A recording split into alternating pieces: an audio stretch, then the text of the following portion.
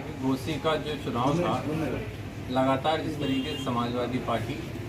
Party का संगठन और जो शीर्ष नेतृत्व था लगातार घोसी में प्रचार करता रहा और जो जन समर्थन मिला, जो सभी समाज के लोगों से, कई ऐसे समाज के नेता जो कहीं ना कहीं कुछ वोटों पे अपना हक जताते थे, आज उनका पर्दाफाश हुआ और आज उनको हकीकत से सामना हुआ।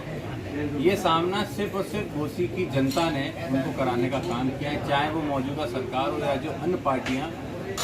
जो कि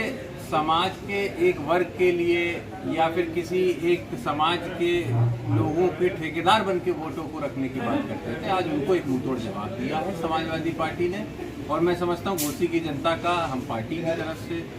और हमारे सभी नेताओं की तरफ से धन्यवाद देते हैं। अच्छा सर, माननीय शिवपाल सिंह ने जब से साथ दिया समाजवादी पार्टी का मैनपुरी चुनाव से,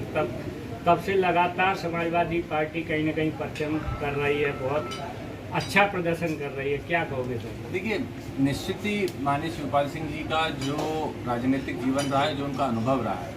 उसका एक फ़ायदा निश्चित हमको इस घोसी के चुनाव में भी देखने को मिला और पूर्व में जब मैनपुरी का चुनाव हुआ था उसमें भी हमने देखा। बल्कि आज जब मैं लोगों से बात कर रहा था, कई लोगों से लगातार हम लोग संपर्क में रहे, तो सबने यही कहा कि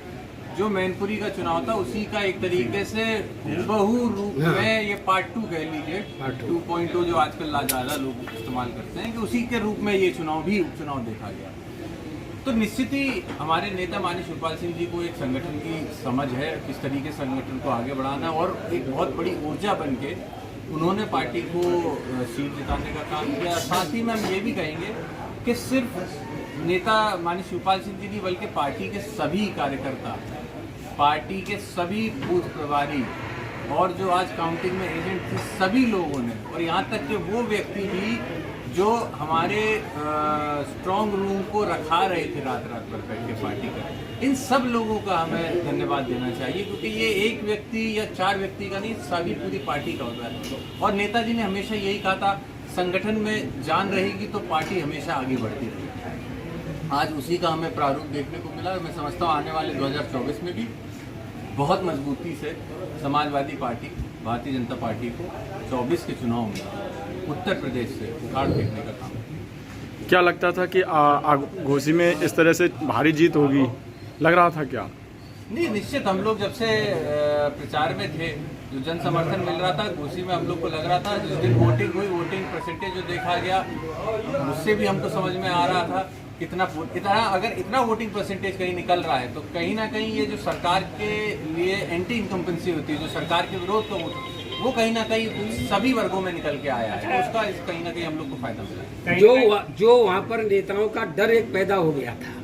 कि वहाँ बहुत से लोग, बहुत से मंत्री लोग आए हुए हैं, वो डर ही साबित हुआ या और कुछ? देखिए, डर तो नहीं था, लेकिन मैं ये कहूँगा प्रेशर, पॉलिटिकल प्रेशर बनाया जा रहा था।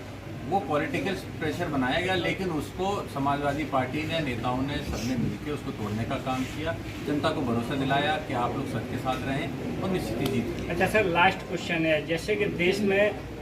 धर्मनिरपेक्ष पार्टियां आगे बढ़ें या सांप्रदायिक पार्टियां, धर्मनिरपेक्ष पार्टियां जो भी हैं सभी धर्मों को साथ लेके चलती, क्या कहना चाहते हो सर? देखिए, भारत देश जो है, भारत देश के कण-कण में, इसके संविधान के कण-कण में सभी समाज को ले जाने की बात है। इस भारत देश के जो भी बड़े बड़े हमारे नेता रहे हैं या वो लीडर्स रहे हैं, जिनको हम आज देखते हैं, किताबों में बच्चे पढ़ते हैं, जिनकी पढ़ाई की बातों को हम आने वाली पीढ़ी को सिखाते हैं, उन सभी ने सभी धर्म को लेकर चलने की बात की है। उसी से भारत बनता है। तो मैं समझता हूँ बहुत ज़रूरी है वो भावना जो 2014 से पहले लोगों के बीच में थी कि सब समाज एक है, सब वर्ग की, वो भावनाएं फिर से लाना लोगों को दिलों में जरूरी है।